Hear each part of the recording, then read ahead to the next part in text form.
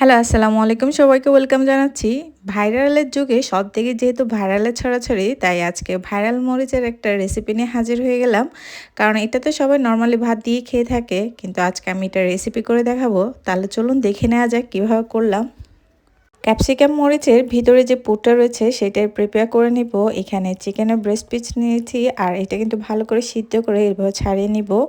এরপর প্যানে তেল দিয়ে এর মধ্যে দিয়ে দিব পেঁয়াজ কুচি। এরপর দিয়ে দিব 1 চামচ পরিমাণ আদা বাটা, 1 চামচ পরিমাণ রসুন বাটা। এবারে খুব সুন্দর করে এগুলো ভেজে নিব। একটু ভাজা হয়ে গেলে এর মধ্যে দিয়ে দিব টমেটো কুচি। টমেটোগুলো খুব ভাজা হয়ে গেলে এর মধ্যে দিয়ে দিব লবণ আর একটু লাল মরিচ আর মিক্স মশলা দিয়ে দিব। সব কিছু একসাথে খুব ভালোভাবে তেলের মধ্যে কষিয়ে নেব। এরপরে দিয়ে দিব যে সিদ্ধ করে রেখেছিলাম চিকেনগুলো, এই চিকেনগুলো অ্যাড করে দিব। এরপর দিয়ে দিব 1 টেবিল চামচ পরিমাণ সয়া সস আর দিয়ে দিব একটা ম্যাগি মশলার প্যাকেট। এবার কিমাগুলো যখন রেডি হয়ে যাবে একটা প্লেটে এভাবে ঢেলে রাখবো ঠান্ডা হওয়ার জন্য।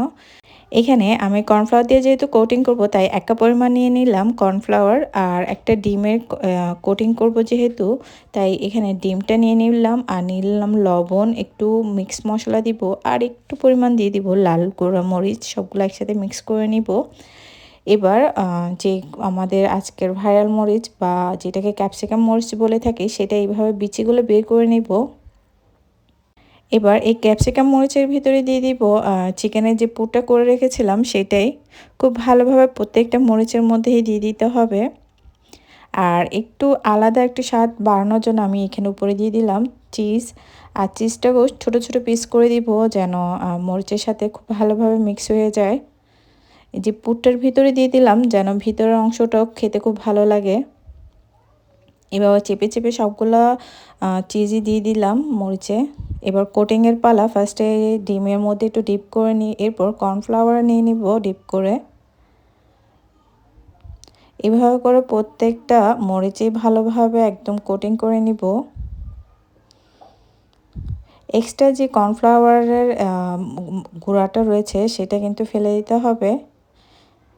এবার ফ্রাই করার পালা। তেলটা যখন মিডিয়াম গরম হয়ে যাবে তখন এক এক করে প্রত্যেকটা মরিচ দিয়ে দিব।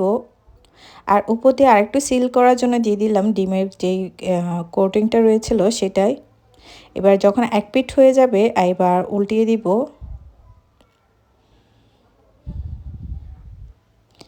এমন একটু লাল লাল করে ভেজে নিব।